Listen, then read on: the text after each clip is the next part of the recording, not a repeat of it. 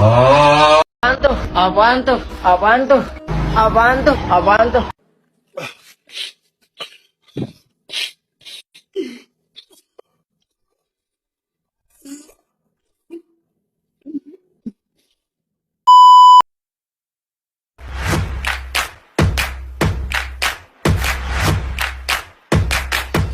Assalamualaikum warahmatullahi wabarakatuh. Ada yang tahu ini siapa? Ya, benar sekali, dia adalah Auguste Comte. Nama panjangnya Isidore Marie Auguste François Xavier Comte. Auguste Comte lahir pada tanggal 19 Januari 1798 di Montpellier, sebuah kota kecil yang berada di barat daya negara Prancis. Auguste Comte meninggal pada tanggal 5 September 1857 atau pada saat dia berumur 59 tahun. Kebangsaan Prancis. Istrinya bernama Caroline Massin. Auguste Comte merupakan seorang filsuf Prancis yang dikenal karena memperkenalkan bidang ilmu sosiologi serta aliran positivisme. Ada yang tahu apa itu teori positivisme? Pada tahun 1800 hingga sekarang, dunia memasuki tahap positivis yang dicirikan oleh kepercayaan terhadap ilmu pengetahuan. Kini, orang berhenti melakukan pencarian terhadap sebab mutlak, yaitu Tuhan atau alam, dan lebih berkonsentrasi pada penyelidikan terhadap dunia sosial dan fisik dalam upayanya menemukan hukum yang mengaturnya. Di zaman ini, pikiran hanya memusatkan diri pada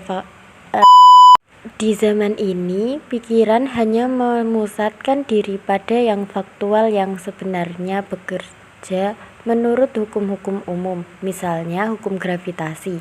Baru pada tahap inilah ilmu pengetahuan berkembang penuh. Ilmu pengetahuan tidak hanya bersifat melukiskan pengetahuan konkret, tetapi juga bersifat pasti dan berguna.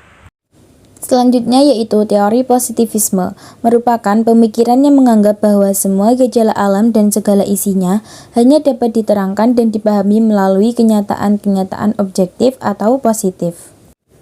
Adapun ciri-ciri atau karakteristik dari positivisme yaitu yang pertama, menolak keras gagasan atau pemikiran yang berkenaan dengan ilmu pengetahuan yang sebelumnya tidak dilakukan eksperimen atau penelitian sama sekali.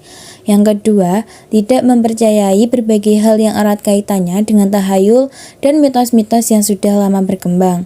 Yang ketiga, menggunakan berbagai metode ilmiah yang diperuntukkan untuk mengumpulkan dan membuktikan suatu data yang diperlukan. Yang keempat, menempatkan metode ilmiah sebagai syarat mutlak untuk menentukan kebenaran suatu hal. Yang kelima, dalam prosesnya lebih menitik beratkan pada penggunaan logika dan pemikiran dasar lainnya. Yang keenam, indera merupakan salah satu sarana yang dapat dipergunakan untuk mengumpulkan data dalam hal ini. Yang terakhir yaitu dengan perkembangan ilmu pengetahuan dan teknologi yang ada, sains dan budaya dibedakan menjadi dua hal yang tidak berhubungan satu sama lain. Berikut contoh dari positivisme yaitu masyarakat mulai percaya dengan penelitian terhadap ilmu kedokteran dan berbagai temuan lainnya yang berdasarkan hasil penelitian. Contoh lain dari positivisme sangat sering kita temui pada penelitian serta eksperimen yang dilakukan oleh para ahli, yang mana untuk dapat menentukan asal-usul serta penyebab terjadinya suatu fenomena, mereka harus melakukan serangkaian proses yang berkaitan dengan metode ilmiah untuk menemukan data dan menemukan kebenaran dari setiap spekulasi mereka. Selesai ya guys, saatnya Icon jadi duta sampo lain. Dulu pernah coba sampo lain, tapi ketombe dan rontoknya balik lagi. Aku sama Pantin aja. Rambutku nggak ketombean lagi, nggak rontok lagi. Pantin anti ketombe.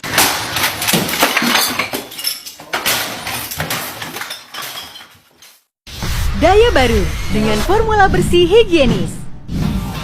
Atasi semua masalah cucian dengan 7 kehebatan. Thank you for watching. Wassalamualaikum warahmatullahi wabarakatuh.